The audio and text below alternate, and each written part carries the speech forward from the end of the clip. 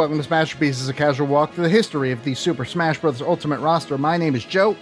And my name is Evelyn. And if you're new here... Oh, fuck, wow. I thought I was saying something. What are you doing?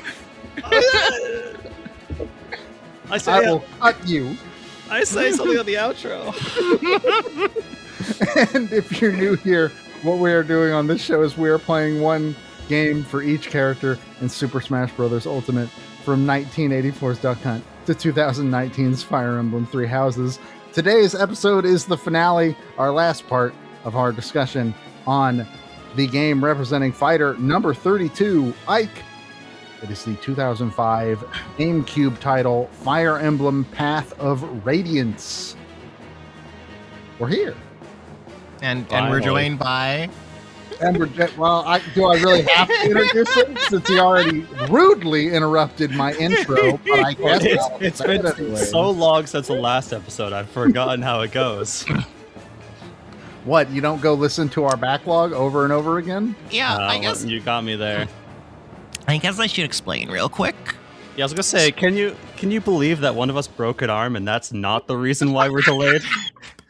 Remember how last time I said 2025 was the worst year of my life? Worst year of my life so far. Remember last time when I made a joke that you like forcibly breaking the Smashterpieces curse by starting the game over on the Switch would just make it angrier? I should go to church, huh?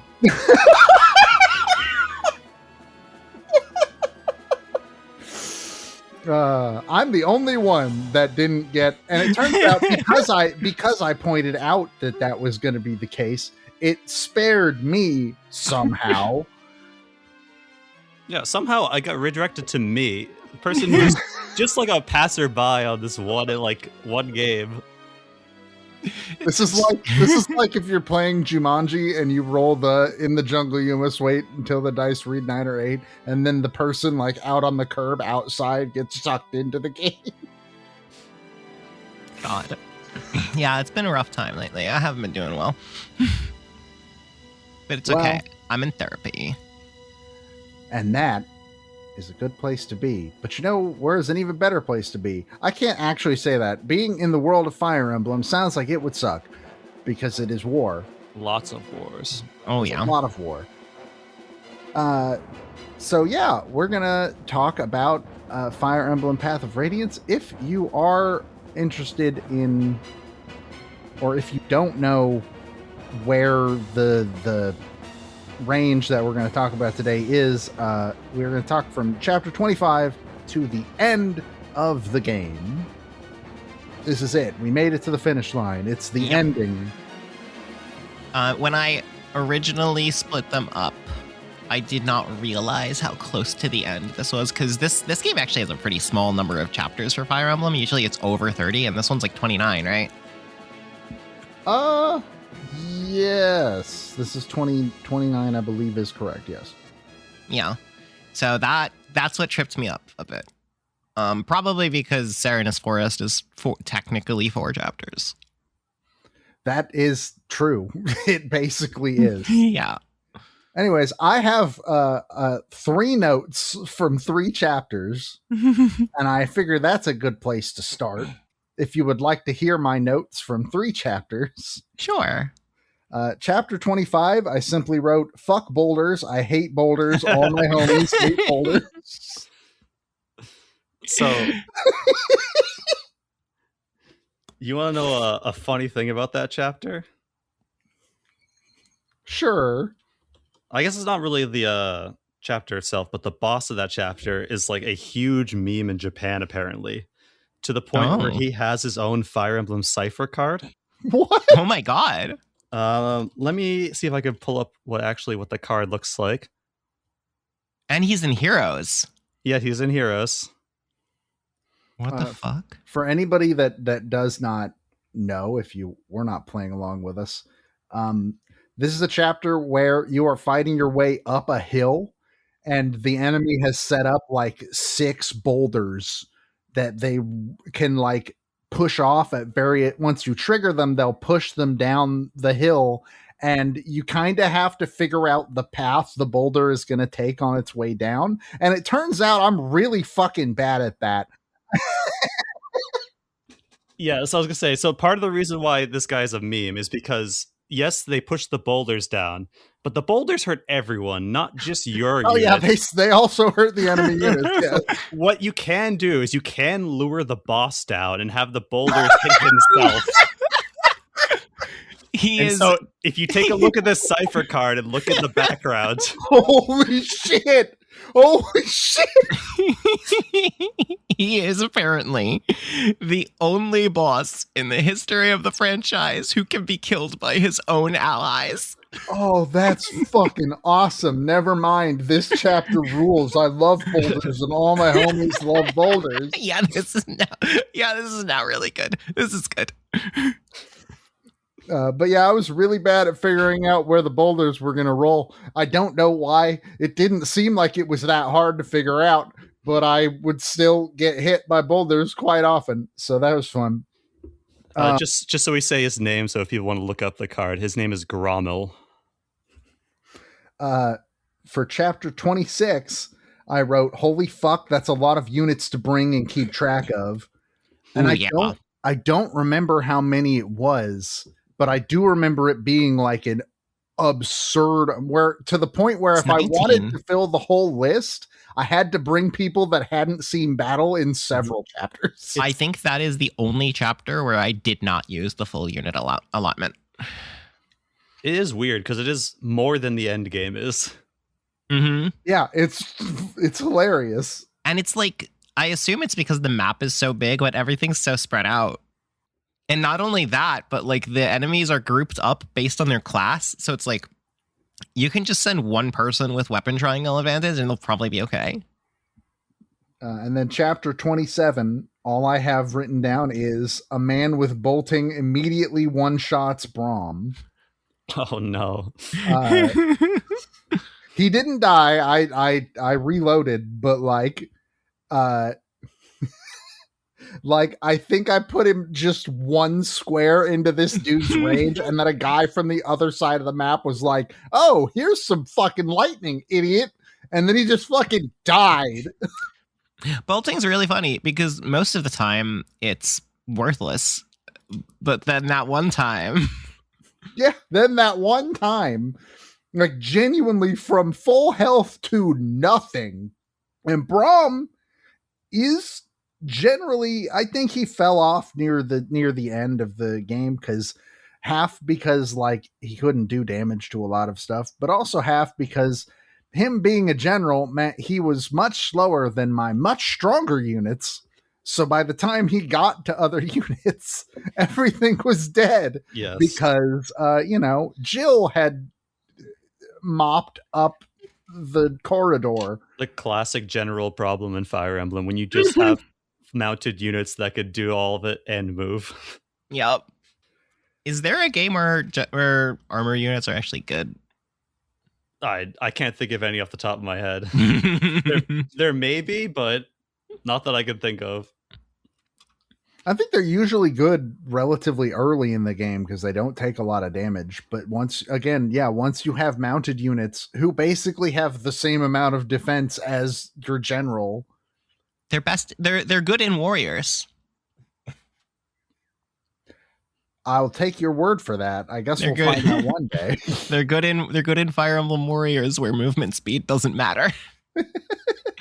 They're good in Engage where you can mount them with a Sigurd ring. Yeah, that's also true. But those are the only notes that I really have. In terms of that's just like in terms of gameplay stuff. In terms of story stuff, unless you guys have something game wise, well, here's a question for you. Did you defeat the Black Knight? Yeah. Yes. Well, sorry. Yes, as in like I'm asking Doba the question. The answer is no for me. I did. And to do so, I had to run away and heal him with mist like 6 times. Yeah. And then I had to throw him against the Black Knight again, and then run away again and heal him with mist like 3 times. And then, but yes, I did beat the Black Knight. I did defeat him. That chapter is really fun for people who get missed at level 1, decide that she's not worth training up instead of Reese. Oh, you mean like me? Yeah. You mean me? Yes. It's even more fun when you're doing an Iron Man and Miss dies. So I had Ike solo. Funnily enough, that's not the reason why I failed it. I could have held on with just Ike if he had procced Aether like once. He did none the entire time. Yeah, I am of the opinion that as long as you have a trained up Mist, that fight is very easy. But if you don't, then you can't win without Aether. By the way, speaking of Aether, Aether did not proc a single time for me, by the way. We talked last time about how Aether just hadn't activated for me at any point up to that point. And you both were like, are you sure it's equipped on Ike? And yes, it was. And Ike apparently heard me talk about that because after that, he triggered Aether all the fucking time. See, that's how I'm used to it being. Yeah, that's the normal experience. I don't know why he just wasn't doing it until I talked shit on a podcast and he heard me, apparently. I would assume maybe like his stats just ended up being weirdly bad, but if he started doing it consistently afterward, then I don't know. I mean, he was killing everything that came close to him. Like, he killed everything that looked at him funny. Yeah, he becomes a monster. Also, I think the Black Knight fight might have been how I found, or no, it was after the Black Knight fight that I found out that fucking Ragnell has a ranged attack. Are you fucking kidding me? Holy shit. Beam swords. That's when he becomes absolutely fucking unstoppable. And also, why is that not his neutral special? I don't understand. Because then he'd be good. Like, and Smash Brothers can't have that. Why is that not? Why doesn't he throw sword beams as his neutral special if that's a thing he's been able to do the whole fucking time? I don't get Sakurai. Answer for your crimes. Literally from game 1. Joe, are you starting to understand now why I've been upset at Ike's appearance in Smash Brothers for 20 years? Only in this one regard. Well, I mean, it's also that they made him a slow unit when his speed is impossible not to cap. Well, to be fair, he's a slow unit because he's using a broadsword, which, yeah, might not be game accurate that he can't move fast with that, which, Jesus Christ, Ike is so strong. He can move that fast while holding a broadsword and one-handing it? Ike is ridiculous. It is very lucky that Smash just kind of lucked into having one of the best Fire Emblem protagonists as a playable character just by like the release timing of Radiant Dawn and Path of Radiance. Absolutely. And it's like, thank God that it did, because it's the only reason that like these games sold really bad. Yeah. So I feel like outside of core Fire Emblem fans, no one would play these without Ike being in Smash Brothers. But he is in Smash Brothers, so everything is fine. Yeah. And he's doing great, and he fights for his friends. No, we just need Radiant Dawn on NSO. It's okay. You don't have to put it on like a Wii app. You can just put it on the GameCube app. No one's gonna notice. It doesn't use, like, you can play that game with a GameCube controller. No one will notice if you just put it on the GameCube app. I'm begging you, please. So yeah, those are the gameplay things I think I got. I guess one other gameplay thing that comes to mind is, boy, it gives you dragon units and they suck. Yeah. Like your dragon unit sucks. So let me tell you a little something. So you get Nasir, right? I got Nasir, yes. Yeah, so if you fail to beat the Black Knight, Nasir dies and you get Aina instead. And she is a lot worse as a unit. If Nasir dies to like any enemy like strong unit, and it just dies to like any enemy unit. Yeah, like Nasir can at least fight regular guys, but if you put him against another Dragon Lagoose, he loses every time. And it's like, I'm looking online as I'm doing the final chapter because, oh my god, it's a million times harder on hard difficulty. Like, it's an order of magnitude more difficult than any other content in the game. And it's like, I'm looking at it, it's like, okay, Nasir is the only character other than Ike that can actually damage Ashnard. There's one more. Anna? No, the royal, whoever you get calls reinforcements. Oh, yeah, but on hard mode, you don't get them until after you've already beaten Ashnard's first phase. Oh, yeah, after the first phase, yeah. Yeah, so, and it's like, okay, Nasir can damage Ashnard. And then I move Nasir into Ashnard's range and have him go to attack. And based on his strength stat, no, he cannot damage Ashnard, in fact. Yeah, at least he could survive a hit. Yeah, well, I had a couple units that can survive a hit.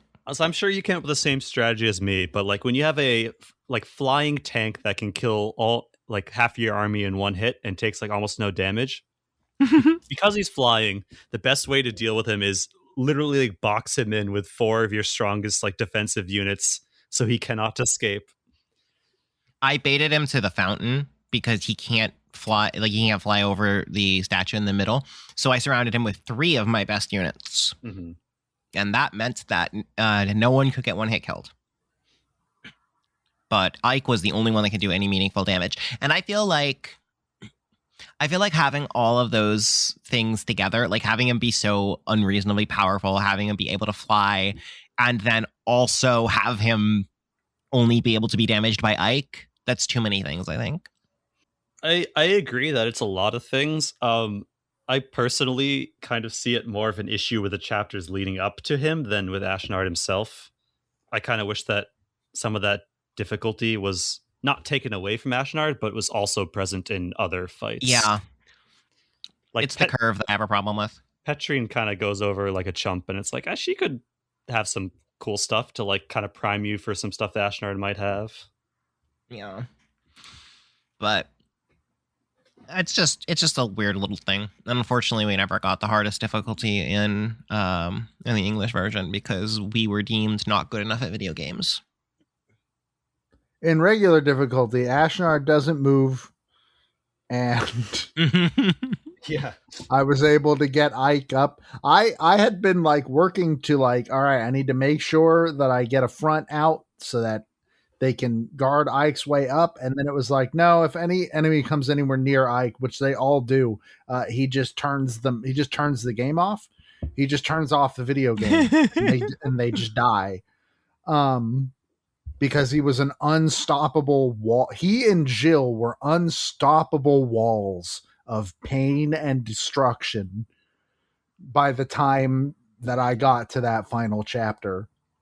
There were no other characters that could do anything remotely like they could. I could send Jill into a room of like 15 enemies and she would come out with like 2, having taken like 2 damage. Yeah, Jill is so good.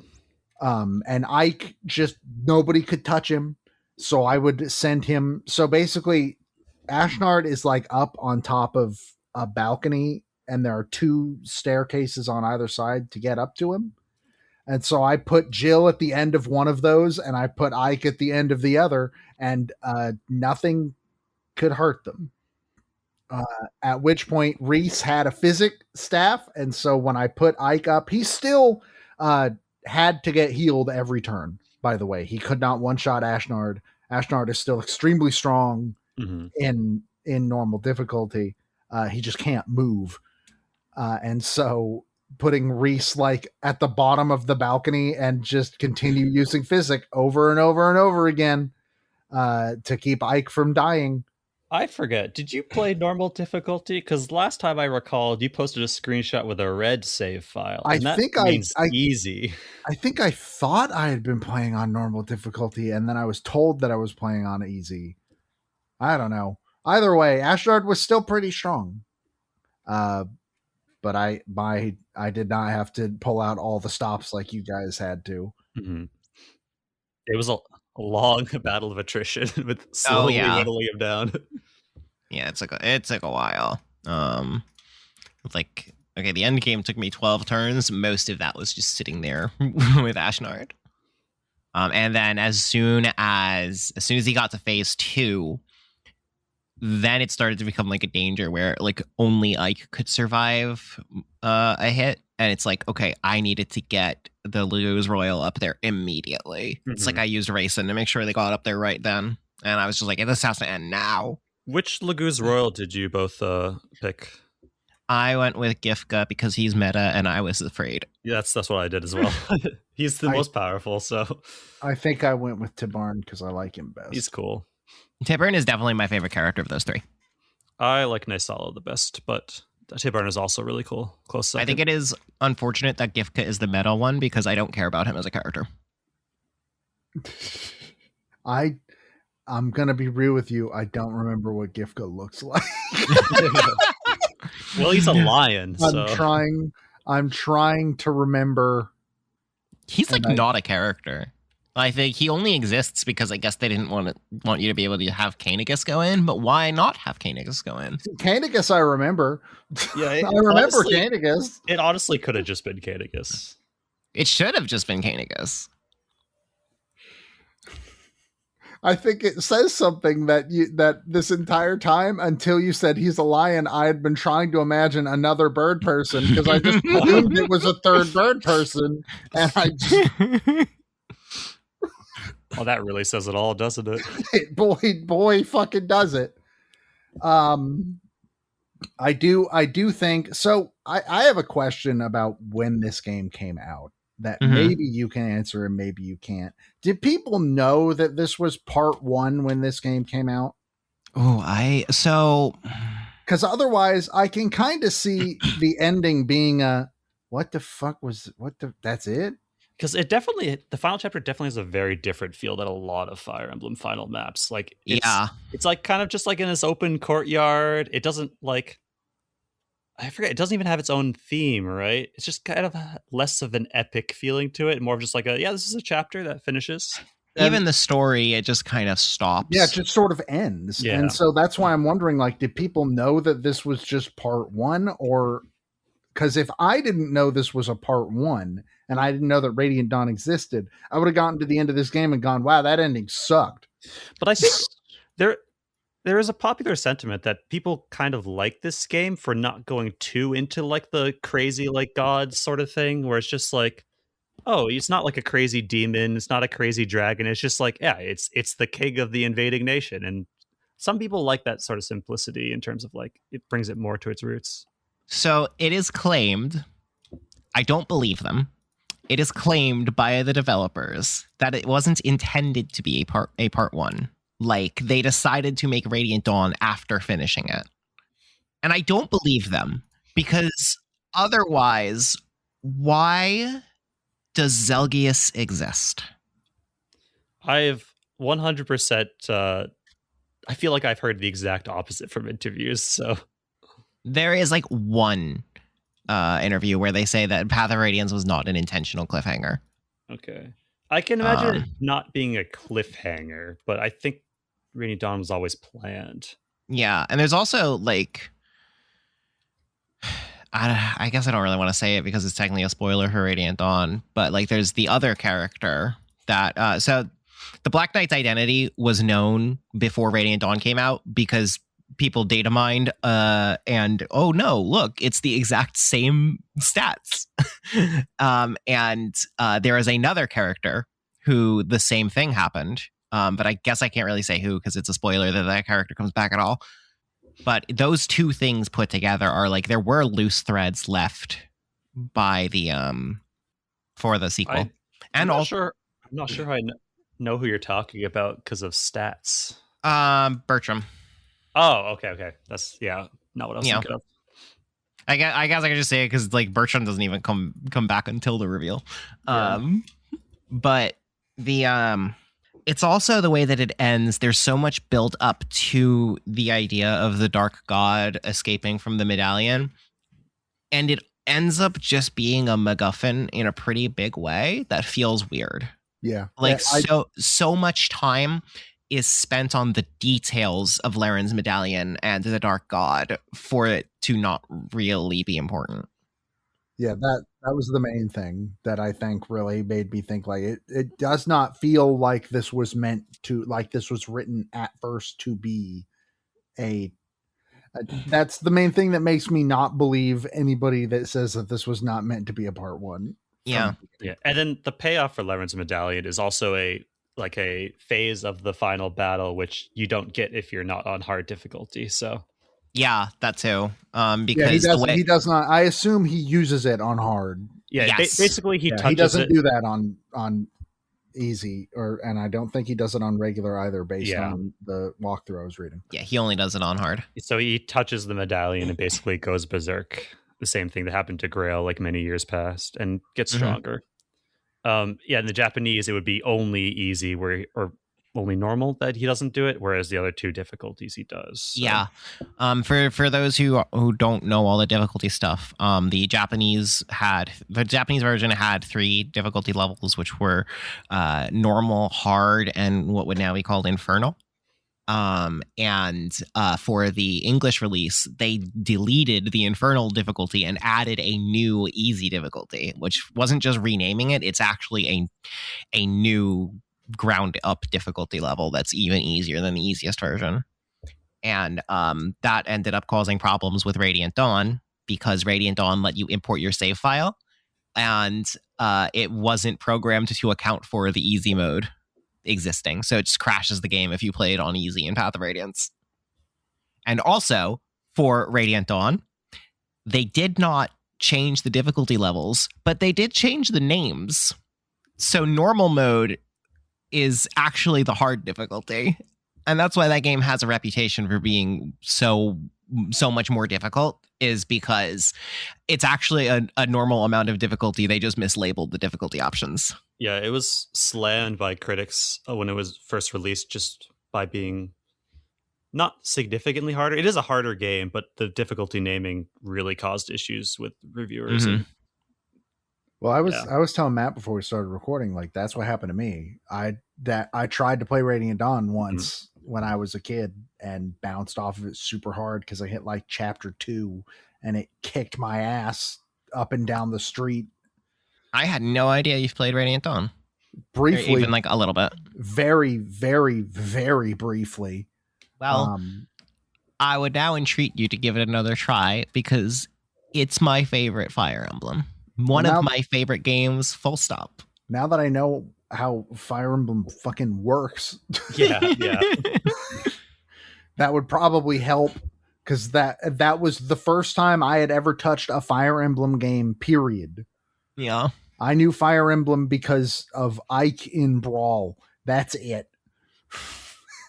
I think, funnily enough, it wasn't the first one I played. It was the first one I played through. The first one I had owned. I had played Path of Radiance a little bit at a friend's house growing up, and I never got a chance to go through the entire game, but enough of it that I kind of got used to how to play it. And then when Radiant Dawn came out on the Wii, I picked up that. Path of Radiance was my first Fire Emblem, and when Ike was revealed, I played Path of Radiance after Ike was revealed for Brawl, but before Brawl came out. And then shortly after Brawl came out, I just walked into a GameStop, bought a used copy of Radiant Dawn for $20, and then played Radiant Dawn. So you could tell we're both completely unbiased when we say Radiant Dawn is our favorite Fire Emblem game. Yeah.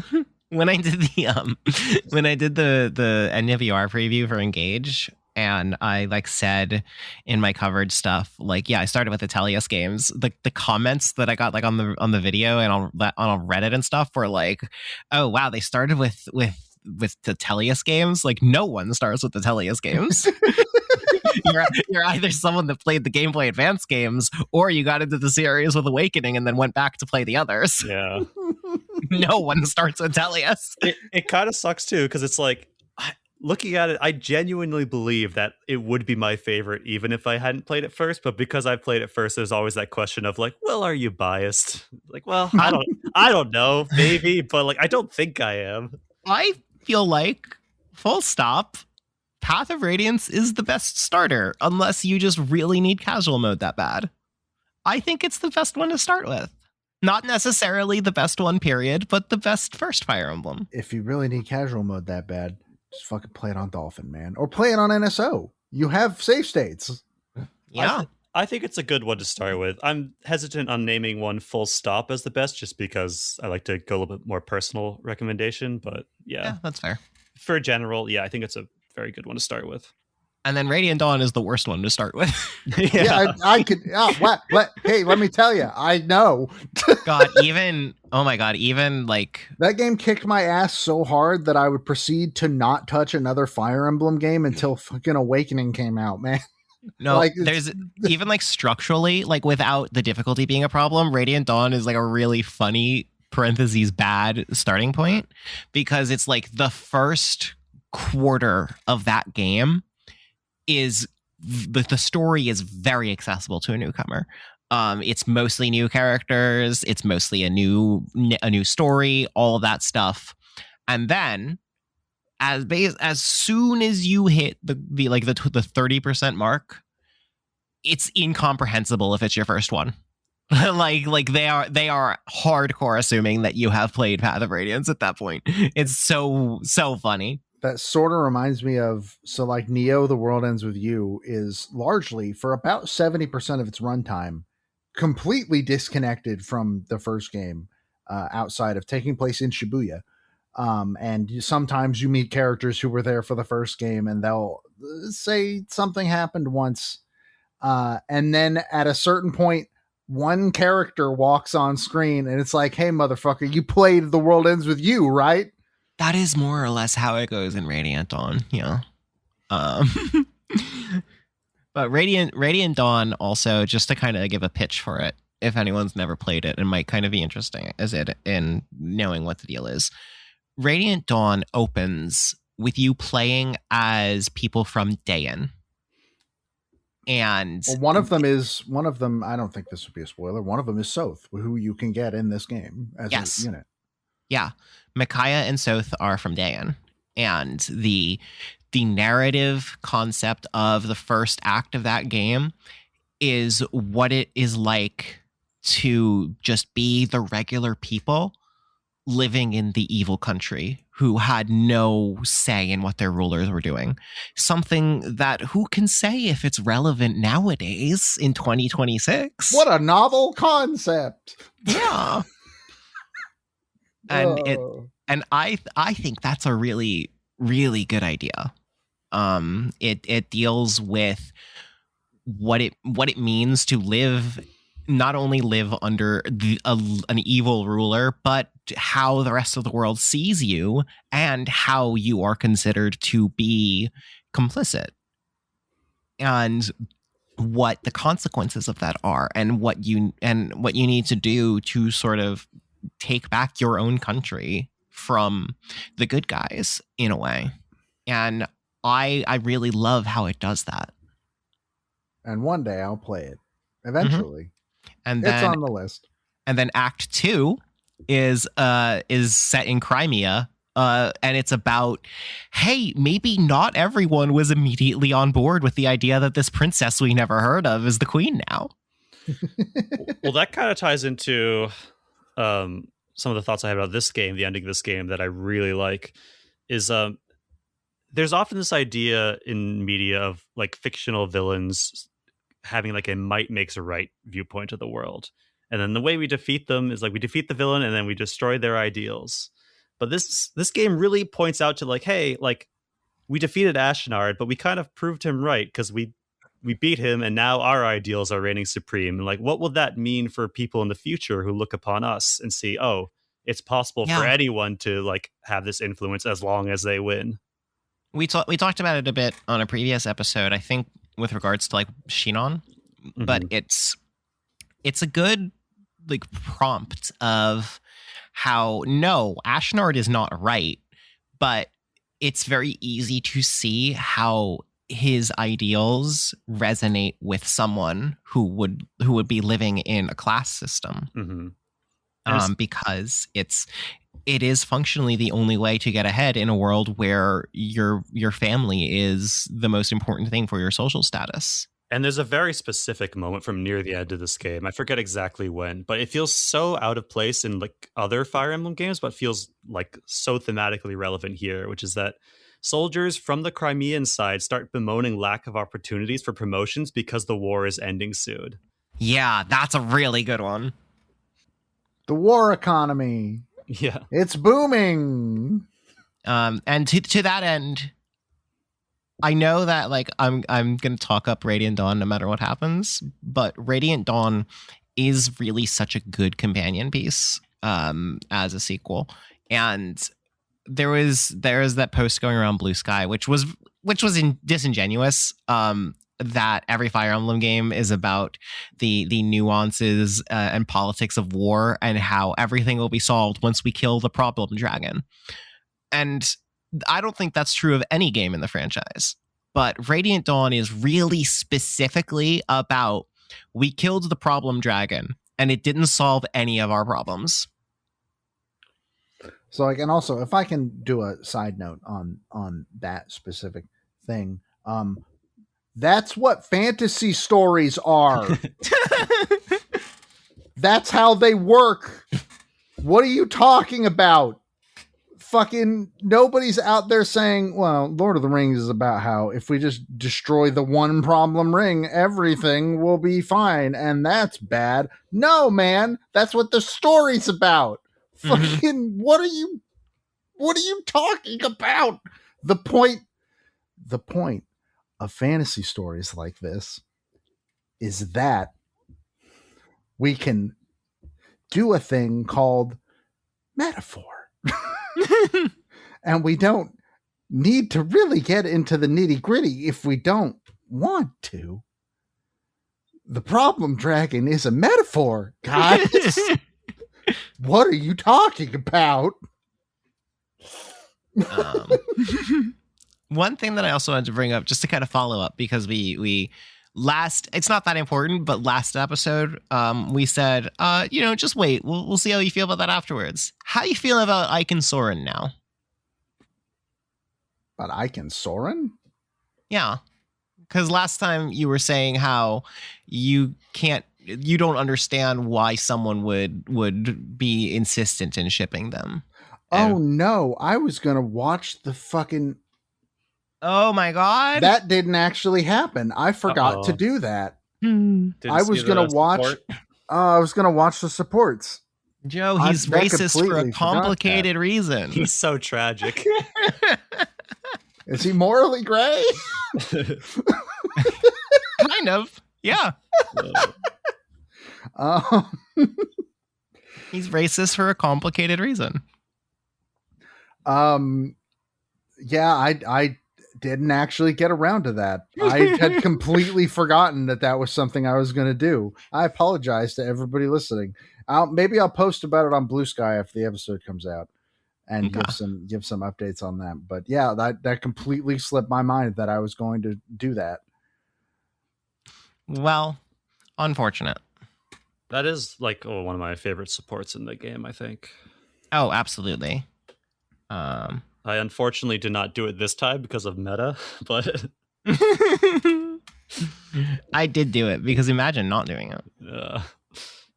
I think Fossil just said that he didn't. He can't imagine because he doesn't have to. I can imagine. He lives. And also, it's not also pretty. If you import your save file, it matters. It does matter if you import your save file. Oh, it matters a lot, actually. Anyways, I don't have anything else to say about the story or gameplay. Boulders are both the best and worst thing I've learned about today. I have one quick gameplay thing. Just a little update from my Iron Man run. Ah, yes. So who died? Well, so no, he didn't. Not a great start. You understand that, right? Yeah. So technically, he didn't die during this last playthrough. I had forgotten completely that Kieran died in chapter 16. It apparently just left no impression on me that I forgot. I forgot to write it down in my notes. So that's a little oopsie. I discovered that during the end credits where it's recounting how well everyone did. I'm like, oh yeah, I guess he did die. He's a good unit Oh too. my Like it's not God. even like he's bad, but yeah, sorry to Kieran fans out there. He died. Oh. And then I did have one other death, tragically, very early in the final chapter, which is unfortunate. Rayson died. Ooh. So that made my Ashnart fight a lot harder. Yeah, that's unfortunate. That's a very unfortunate one to lose. Luckily, he doesn't actually die in the story, but yeah, so I did not have him for the rest of the end game. But other than that, I made it out pretty well, I think. There's something so funny about somebody dying and you only finding out from the realizing from the fucking credits. That's so good. That's so you were the time magic madman tactician this time. You lost Kieran in the bounce house. It's true. he bounced right away. I was thinking the other day about how if I had still been streaming this, I probably would have opened this last, because I didn't lose anybody permanently on this playthrough because of save states. But I would have made a sequel to that video where he's like, "Oh, I'm very optimistic about this. I heard we're meeting our new tactician today. No, no, no!" And then it would have just hard cut to the stream. Unfortunately, I'm not in a position to make that anymore, which is a shame. But sick. Well, I think the main last thing to really get into is this game's soundtrack is pretty all right. I like it. Oh, I forgot that we do this. I have to. Uh-oh. Don't you worry. I think we probably have enough of a list that we can get through this. I do want to just go ahead and open up with the 3 songs that are in Smash, just to get them out of the way. The first one, of course, being Crimean Army Sortie.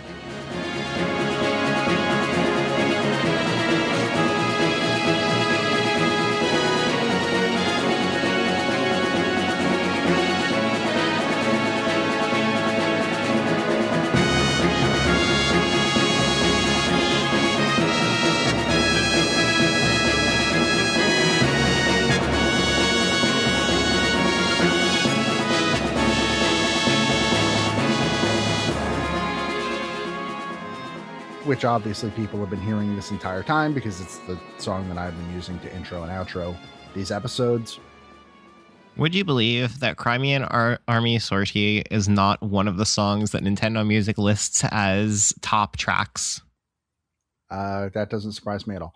Oh, I didn't even think to check that. Oh, yeah, thank God for it. Wait, is Crimean Army Sortie not on Nintendo Music? I think it's called something else. Crimean Army Sortie is what they call it in Smash. I don't remember what it calls it on Nintendo Music. I guess that's not the official name of the track. Oh. Because Smash is the only place I could find that calls it that. Fascinating. I'm looking for it right now. I'm trying to find it. It's Crimea Attacks, I think. I think so. I believe that sounds about right. Then, of course, you have Against the Black Knight.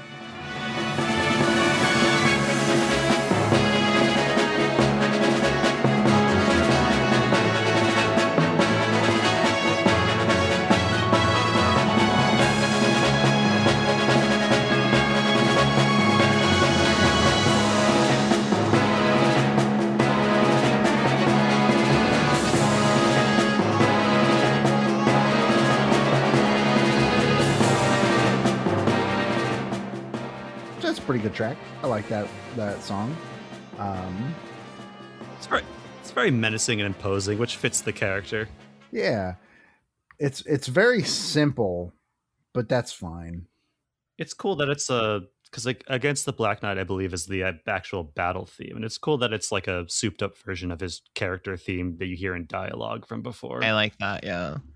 But the theme from Smash that we are like contractually obligated to talk about because it rules. And playing through this game, my first thought when I heard it was, wait, it just plays here? I figured it was going to be in a cooler spot. And that is Power Hungry Fool.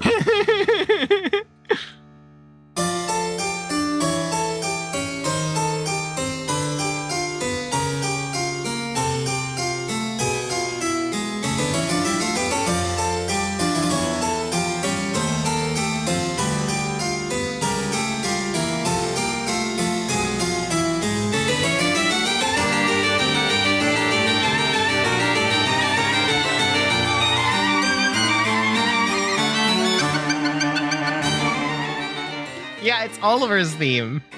Yeah, I figured it would be for somebody cooler because it's a really, really good theme. That's amazing. Love me some fucking harpsichord. He's so noble.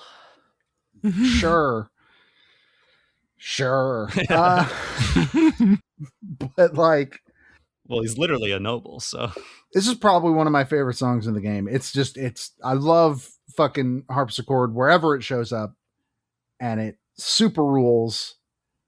And I like this theme quite a bit. Man, I know you have some tracks. You told me before we started recording. Yeah, I have a bunch. Why don't you start with one, and then we'll switch off. And if you find some, you can also jump in. I'm gonna try. I'll jump in with one of I'll start off with one of my favorite tracks, but also kind of maybe an underdog, lesser known track. On Black Wings, Naisala's theme.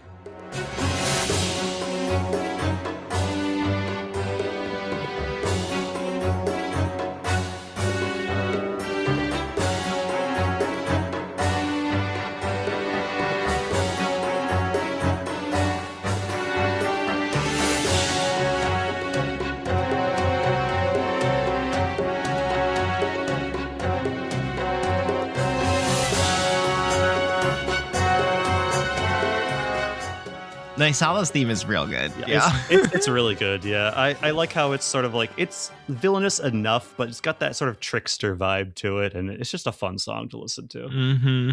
I am not biased at all because Naisala is one of my favorite Fire Emblem characters. No, I like Naisala a lot. Most of the stuff that I like about him is in Radiant Dawn, but I feel like he shines enough in Path of Radiance too. He's a fun antagonist, and I think his antagonist side is stronger in this game. But yeah, he definitely is more of on the good guy side in the sequel. But I think he's very compelling as an antagonist who is not necessarily in it for an ideology, but is just pragmatic. A track I really like, though I don't remember exactly where it plays. I think it plays near the beginning of the game. It's the first track on the soundtrack at the very least, but as we've established, that doesn't really matter. I'm pretty sure the Ashnard battle theme is like halfway through the through the album, so it's not exactly in order, but it's the song Ike's Resolution.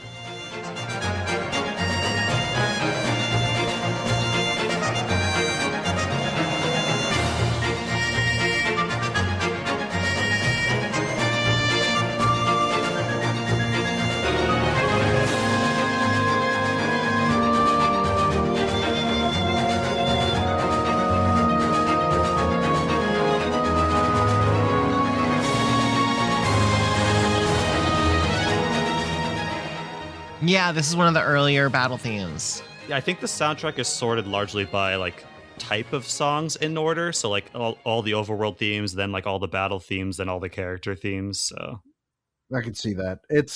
I think this is a very good song, even though it's very much like, what does a Fire Emblem song sound like? Oh, it sounds like this? Yeah, that checks out. For some reason, when I think of map themes from this game, the one that always comes to mind is Grail Mercenaries.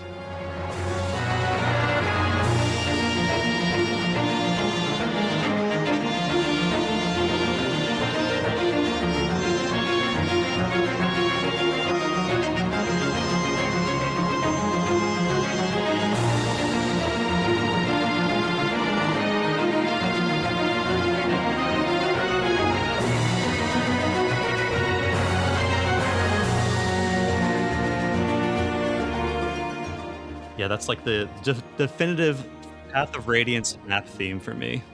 Yeah, I think that's the best map theme in the game. Which I am seeing that the final map is its own theme on the soundtrack. But so forgettable. A little bit. I think it's an arrangement of another song, but I can't tell which one. There is a song that is. It is not just the last. It's like the last few chapters. It's not just Endgame. Oh, Congregation of Ambition is the name. Yeah. Which actually so I found the song that I was looking for, trying to name. First of all, it is the second regular battle theme from after Serenus Forest, which is Decisive Attack.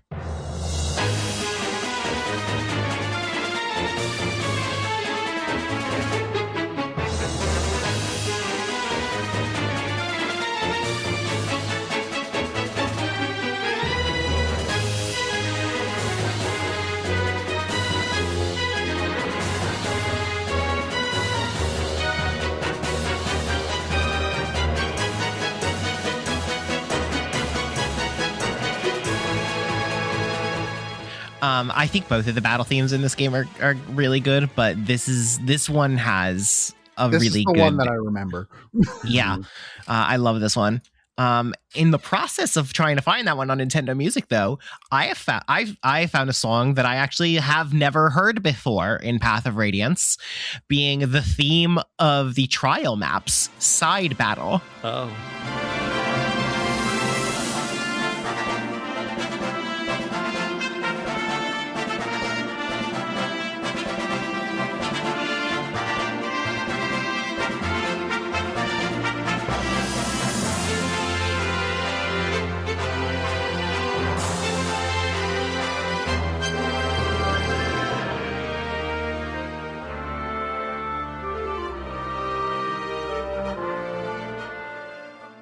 And you know what? This is a pretty neat song.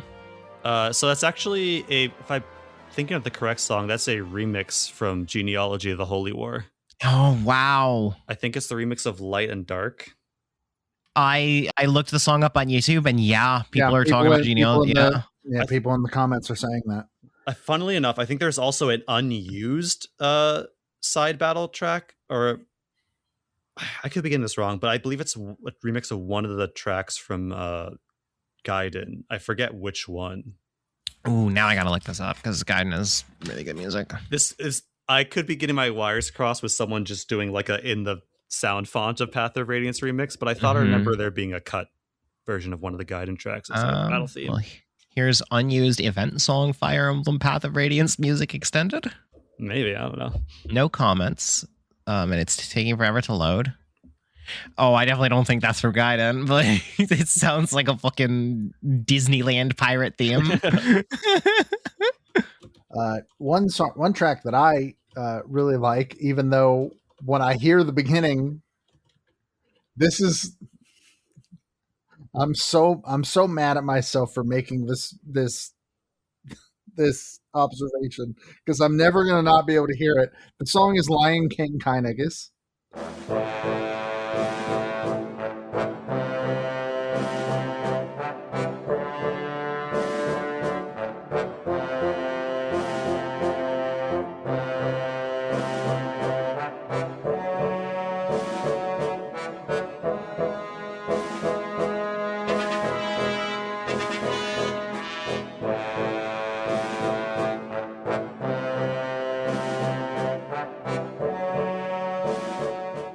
And I'm gonna just 1 second. Well, while you're doing that, I'll say real quick, the Gaiden remix is an unused theme in Radiant Dawn. Yeah, I just found that. I'm glad that it exists. And I'm just gonna post one picture, just real quick, if you'll just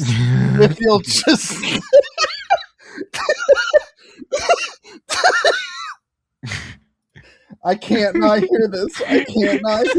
Oh no. So the song I sent them. No, put the clip in. Okay. Me oh now.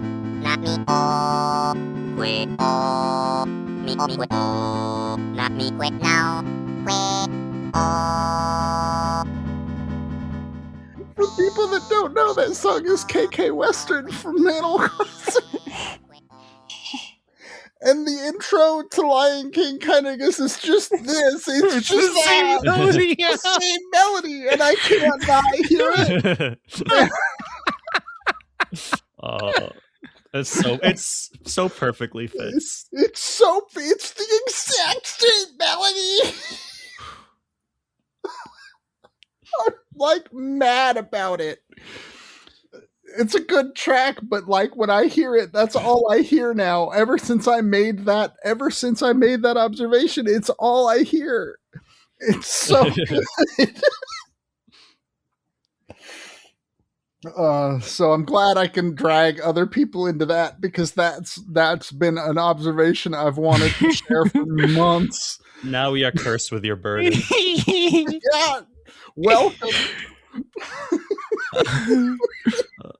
I have a few more songs. I won't go through all of them if we don't want to, but I would be. Do it. Well, I only have one left, so you go ahead and burn through yours. I was going to say we end on.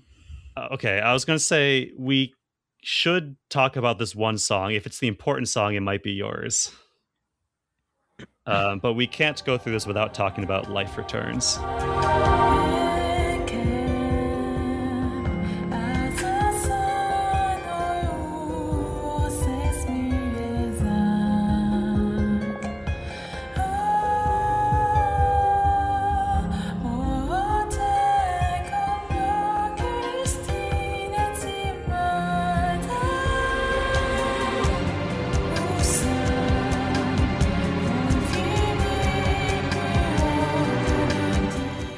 Oh yeah, that's my song. That's the last song I had on my list.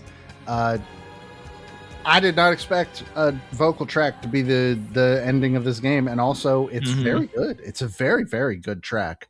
Some of the vocals, and you two will maybe understand what I mean by this. Most people listening will not. Some of the vocals kind of remind me of the House of Fata Morgana a little bit. Yeah, a little bit. I think is this? I can't remember. Is this the melody of one of the Galdrar? Yes, this is the song. I forget exactly which melody it is, but it's sung by Leanne and Rayson in the credits. And part of the reason why it might sound, at least the language, familiar is because it is basically taking the Japanese lyrics, converting them to kanji, then sung backwards. Huh. Interesting. Fascinating. But it's an extremely good song. It is definitely probably my favorite song on the soundtrack outside of Power Hungry Fool. And I don't associate it with a KK Slider song, so it ends out on that as well. I misspoke. Romanji, not kanji. Oh, Romanji. Okay. Interesting. I'll bring up a song too. There is The Enemy Draws Near, which is the enemy phase battle theme.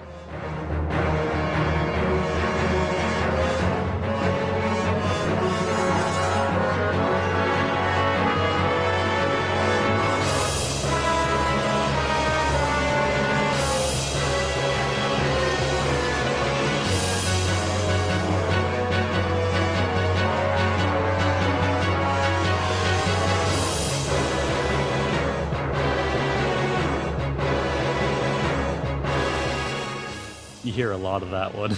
You do hear a lot of that one, and I think the energy of it is it's really got this feeling of like, okay, things are raining down on you now. You are trying to withstand an assault.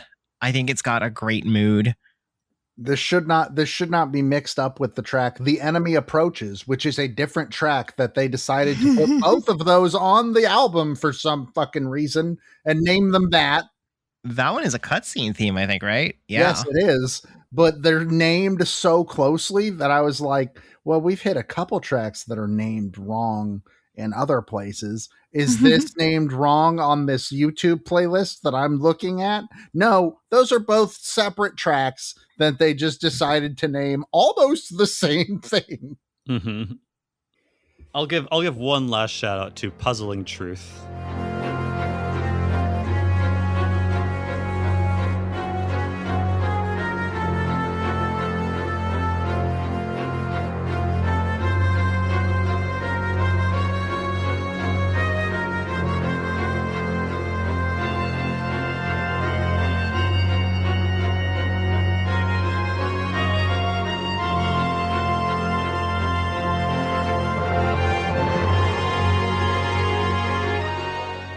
Ooh, Puzzling Truth is a really good one. Like on the sort of narrator map screen. Yes, for in between chapter situations that are a little bit more dire. Yeah, it's good. I like this track. One track that I almost forgot to bring up that I really like just the composition of in general is another cutscene track, which is Father's Back.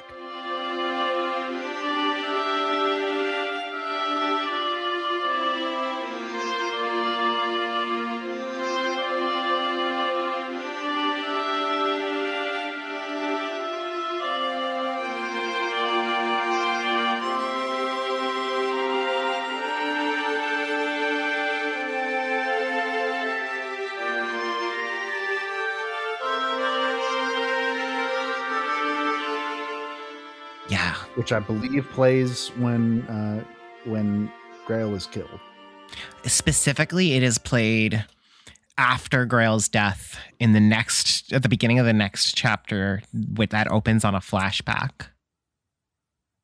Mm-hmm. He's so back, baby. When I was listening, I that one stuck out to me a lot. I think that was a very, very nice one. Oh, Joe, if you like harpsichord, there's the Game Over theme, Requiem for the Fallen.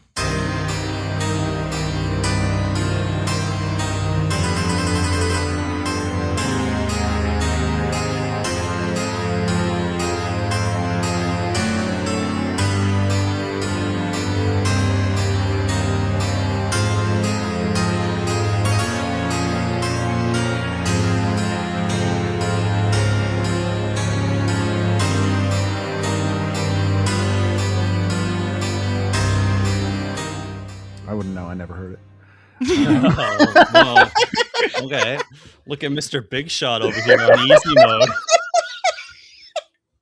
mode. Excuse you. Easy mode with save states. Wait, I guess technically I never heard it too, because if I had, someone would have died.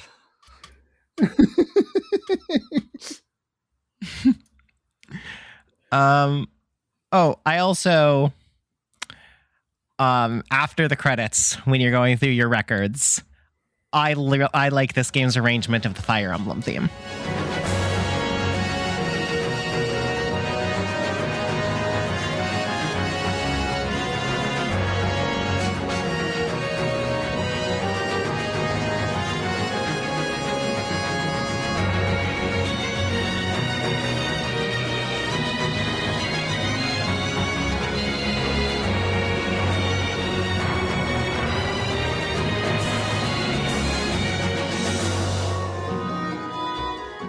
Yeah, it's a good version of Fire Emblem. It's pretty nice. Yeah, I think especially the way it kind of like leads into the main melody with kind of that build up.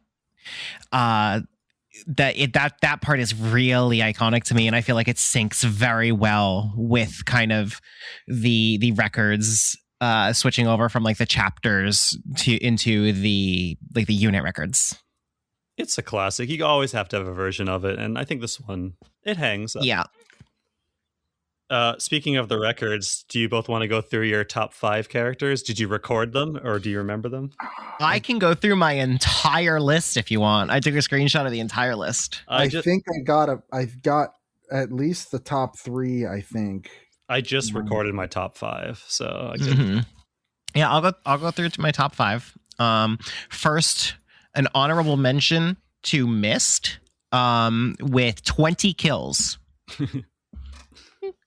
And I think she was, let me count which one Mist was. 6, 7, 8, 9, 10, 11, 12, 13. Mist was 14th. Not bad. So first, I'll get it out of the way. Everyone's number 1 is Ike. Not a very interesting question. No, Ike got 125 kills. Oh, okay. Mine was also not Ike. Oh, okay. Well, my Ike got 125 kills. Anyway, my number 5 is Marcia with 91 kills. My number 4 is Oscar with 95 wins. My number 3 is Boyd with 108 wins. 180. My Boyd had some wild stat levels this time. Like, he had high speed and skill. Like, that is a good Boyd. And my number 2 at 109 kills, just one higher than Boyd, Soren, who ended up getting pretty good avoid stats so that I could just kind of throw him on the front lines combined with Adept. And I also gave him, what's it called? The one where I forget which is which, but he had the one where in enemy phase you can attack first and where you can get a second attack. He had both of those, and he was unhittable. Yeah, that's a good combo. And then Ike, number 1. My top 5 are, again, Marcia, number 5 with a 105. Sora, number 4, 114. Jill, number 3, only number 3, unfortunately, with 116. Number 2, Ike with 126. And beating Ike out by 1 kill was Boyd, who was the MVP of this run. So my I meant to take screen caps of all of my top 5, but my snipping tool like glitched out while the credits were rolling. So I was only able to get my first place, but I did write down what the others were. Number 5 was Boyd. I don't have the kill counts for anybody but my number 1, but number 5 was Boyd. Number 4 was Mia. Okay. I don't know how, but she did manage to get a good amount of kills in there, so that's pretty good. Number 3 was Ike. Number 2 was Titania somehow. Okay. And the number 1 with 101 kills was Jill. Only 101. Interesting. I am also surprised that it was only 101, considering near the end of the game, I was just putting her at choke points and watching enemies throw themselves at her. I'm also surprised that Ike was only number 3, because I did the same thing with him. My Jill was number 7, by the way, with 64 kills. Her stats were kind of middling this run. It was the weakest Jill I've ever had. That's unfortunate because she's so great. And my number 6 was Kieran with 69 wins. I think Leth was my number 6, and then Soren was in my 7th. I could not tell you what was past my top 5. It's been so long. That is according to what I wrote in our little thread for when we finish games in our personal Discord server. Let me just speed run my list through the characters I actually used. Starting at number 6: Kieran, Jill, Volk, Leth, Rolf, Mia, Titania, Gotri, Mist, Largo, Alincia. Oh, you used Largo. Interesting. I decided to give him a try. He's definitely not one of the best characters, but he is solid. I've just never been able to fit him on my team. He just comes so late, and it's like, I got better options. He does, yeah. That's a problem I have with almost every Fire Emblem I've ever played, where it keeps giving you, like, there was a point where the game just needs to not give you any more units, because I'm not, sorry, man, I have my lineup, well, and they're the ones that will be going into the fight. Sorry. I think the thought process is for, like, on, like, your units. Oh, if you're like losing units, I guess that does make sense. They're essentially there as replacements for units if they die, and they're weaker versions of those characters, but you're not completely left out. You know, I should know that from personal experience, considering Matthew died and then I got a new thief that same chapter. Yeah, there you go. This is actually a part of why I'm not a fan of kind of the modern Three Houses style of Fire Emblem being built around casual mode, because like if casual is going to be the way we do it from now on, okay, but let's actually design the game around it. And because classic mode now, you kind of have to reset if anyone dies in Three Houses, because you're not going to get a replacement. That's true. You basically have everybody you're going to get. Yeah. About halfway point. I feel like classic is kind of obsolete in a way.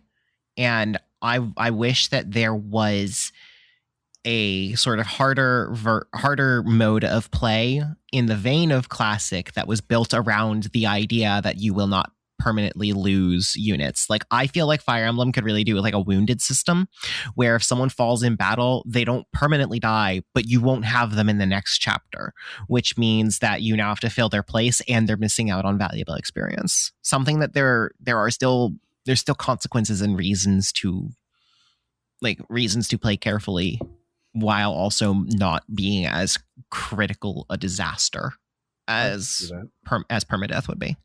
I could see that working. That's Fire Emblem. That's Fire Emblem Path of Radiance, everybody. We did it. What a good game. Yay! Well, really good game? It's a video game, so let's not get crazy. Yeah, you're right. It's best of the worst. What would Scorsese say about it?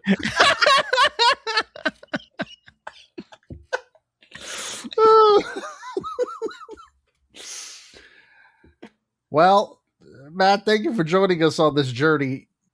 It's been fun. This like 2-year-long journey of playing this one game on and I'm off. sorry. I had to go to therapy.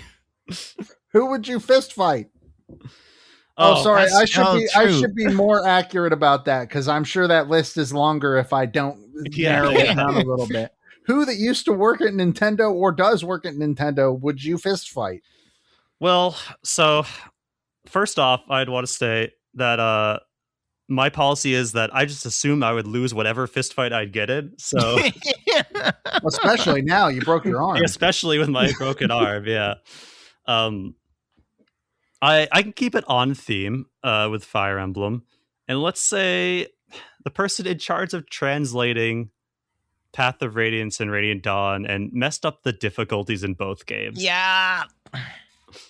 It's so fucked up because it's otherwise a really good localization, I think. Yeah. Like the localization of Radiant Dawn actually just like takes one of the dumbest plot points and changes it entirely to be something that rules. I know, right? But also losing out on the extended Radiant Dawn script kind of hurts too. It does. We get the simplified script. But I've read some of the extended script. It's kind of just the same but worse paced. Well, good answer. Are you prepared to get in the well? I'm assuming the position. Well, bye.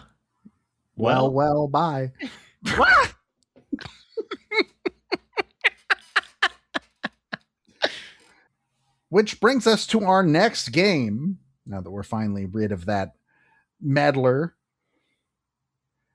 we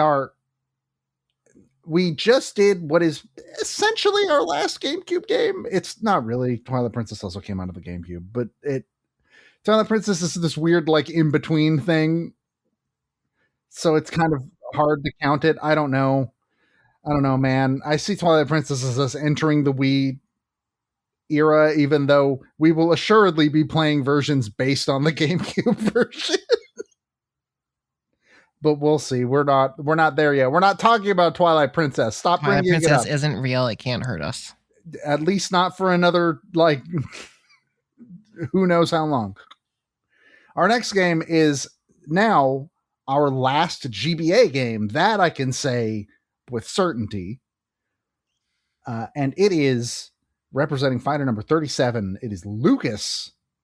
It's 2006's Mother 3. I think the only game on our list that straight up has never come out in the West. Can I claim that I was just trying to push the Smashterpieces curse to its limit with this one? And that's why this took so long? Because you've gone on record that if we do this episode and then Mother 3 comes out in the West for the first time, do you quit? Okay, I should clarify. I think the curse has a statute of limitations because it's like every now and then, like there will be a remaster for a game that we did half a decade ago, and people will be like, "Oh, the Smashterpieces curse," and I'm like, "No." Yeah, I think I do agree that it has to be at least relatively closely. It has to be close. I mean, it's never been as bad as Thousand Year Door ever. Oh God, fucking Thousand Year Door is the worst it's ever been. But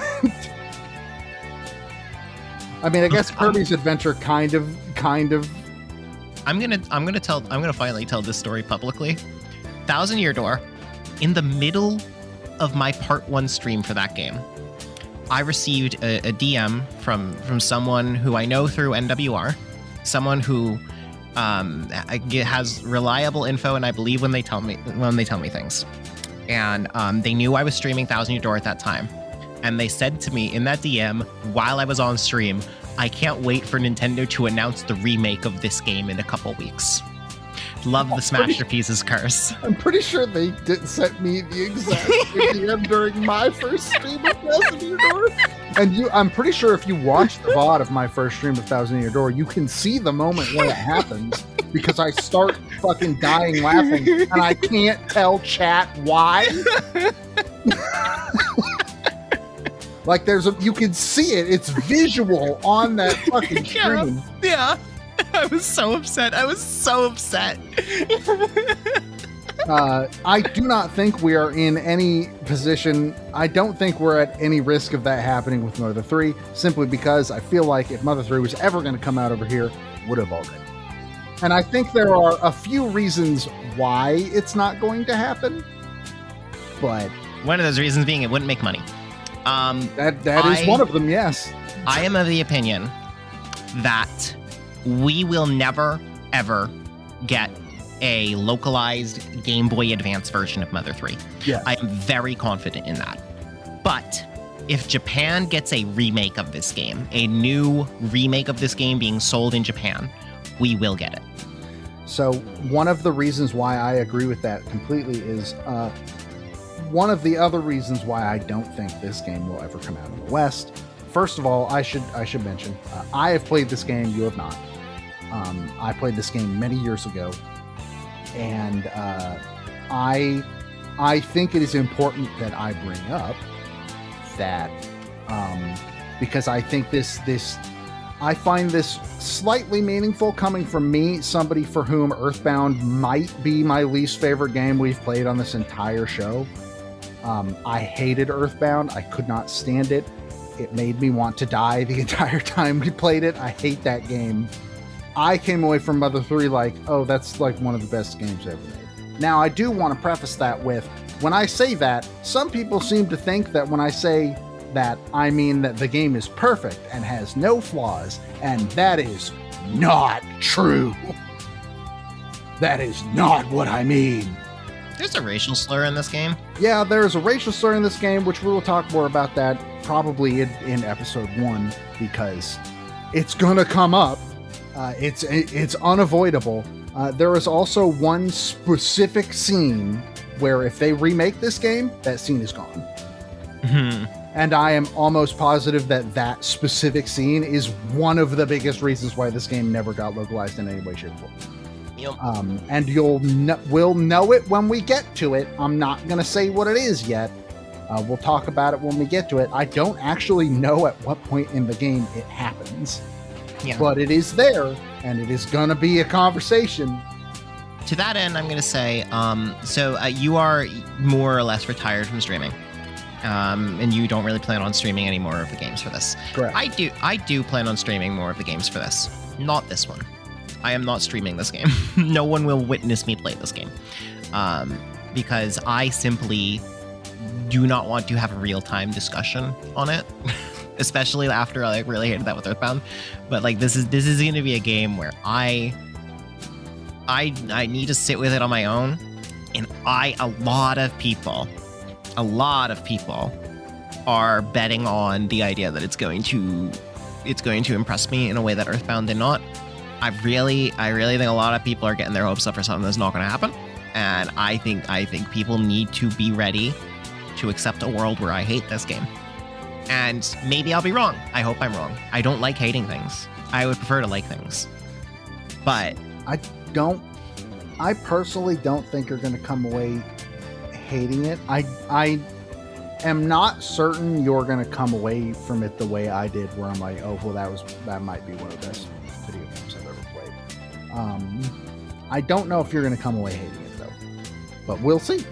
It could go either way. I am to this day still surprised that I don't hate it, because again, I fucking hate Earthbound. I can't stand Earthbound. I had such a bad time playing that fucking game that even if I were still streaming these games, I don't think I'd stream this game. But I think the amount of things that this game does great, I think it does really, really, really great. So we will have to see. I do want to mention there is a mechanic that I want to bring up beforehand. So Mother 3's battle system is roughly the same as Earthbound's, with the rolling health and you pick everybody's moves and then the turn starts and everything like that. Mother 3 has a mechanic that Earthbound does not have, which is when you do like a regular attack, you can mash the A button to do several hits. Now, the way this is supposed to work is it is supposed to be timed with the BPM of the music that is playing. Unfortunately, unless you are playing on a physical Game Boy Advance, this mechanic does not work correctly. It does not work very well on emulators. I think there is just enough input lag that it has problems. So you might be able to get it to work, mostly. I have seen videos of people playing on real GBAs where they're able to get like fucking 50 hits in. Like they're able to, by just hitting it consistently. Because the way it works is you will keep hitting for, I think, 1 to 2 damage so long as you are keeping on beat. But if you miss any of them, then you're done. It's over. And it just does not work as well as I wish it did on emulators. I don't know how big the difference is. Again, it's been a very long time since I played, and I actually only found out about this recently, that it doesn't work on emulators very well. I found out about this through Versus Wolves because they did Mother 3 like last year, I think. So maybe I should see if like putting it on a modded 3DS, how good Nintendo's built-in emulator for virtual console stuff is. Maybe. Because I think that's technically using backwards compatibility through the DS mode. The way that they did the Ambassador games. Possibly. Which is why they're so janky. And it should also be noted, folks, I did mention at the beginning, if you are planning to play alongside us, it's been mentioned a couple times. This game never came out in the West. It has never been localized. There is no official translation. You have to get a fan translation to play this game in English. So unless you know Japanese, that's the way it's got to go. And I know that it is considered to be one of the better fan translations out there. Like in general, the guy who did it was a huge labor of love. I believe he at one point was like, I will give Nintendo this translation for free. They don't even have to pay me. I will give it to them. To be clear, to head off that conversation now, it is more complicated than that. It is, very much so. I think at one point he was also like, I'll retranslate it from scratch if they want me to. Which again, it is more complicated than that. But I do think that is a very funny anecdote that that dude was willing to go that far. Yeah, to be clear, there is no, like, forget marketing, talking purely development costs. There is no scenario where this costs $0 for Nintendo. Yeah. But yeah, so this is going to be another multi-part episode. Right now, the breakdown is looking like it's going to be 3 episodes. And our first part, we're going to play up to the end of Chapter 3. So when Chapter 4 starts, that is when... And Mother 3 is one of those games that is like, it will have a splash screen to say Chapter 4. Makes it easy. So it is very easily split up into chapters. So we will be able to keep track of that very well. And yeah. So I'm kind of looking forward to revisiting this game because, to be perfectly fair, I don't remember a ton of it because it's been like 10 years. It's a game that I've never played, but whose reputation precedes it. And actually, there are not a lot of games on our list left that I have not played. Let me actually look. If I remember correctly, this might be the only one. I have not played Dragon Quest. I know that one. Oh, that's true. That's the only game left on the list that neither of us have played. Let me check. Sure. I have not played Crisis Core. Oh, true. Neither of us have played Crisis Core. Okay. Well, I've wrong both times. I've technically played Wario Land Shake It, but very little. I've technically never played Platinum, but I did play Diamond. So you've basically played Platinum. Never played Punch Out. Never played Pokemon Conquest. I never played Bayonetta 2. Really? Yeah. I thought you had for some reason. Depending on whether or not we stick with Happy Home Designer, I haven't played that. Yeah, we still haven't figured that out. We should probably figure that out pretty soon. Probably. And then Dragon Quest 11. And that's every game left on our list that I have not played. think of those, Crisis Core and Dragon Quest are the only two that neither of us have played. And Bayonetta 2, I guess. I assumed you had played it. I've never played a Bayonetta game, so. You should. One is worth playing before that one, but two, everyone agrees is just the better game. But yeah, okay. Well, I don't have anything else to say about Mother 3. We're gonna move on through it and fucking. Also, it has a run button, which is pretty great. That does sound pretty great. Remember how Earthbound didn't fucking have one of those? Mother 3 does. And it's one of those good runs where you press the button and then you let go of it to run, and they just keep running until you let go of a direction. It'll make sense when you play it. Okay. Well, with that, I think it's time to go. My name is Joe.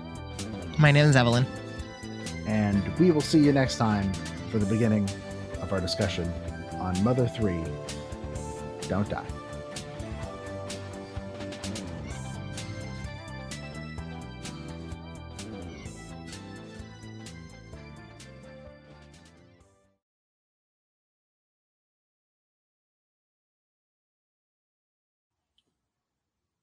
Welcome to Smashterpieces, a casual walk through the history of the Super Smash Bros. Ultimate roster. My name is Joe. I'm just realizing I didn't decide if I'm going to still be going by Melanie or switch to Evelyn. I actually think I meant to ask, and I didn't remember to ask. That's fucked up. Well, now's the time to decide, I guess. Seat of your pants, gun to your head. Why are you not asking on Pride Month?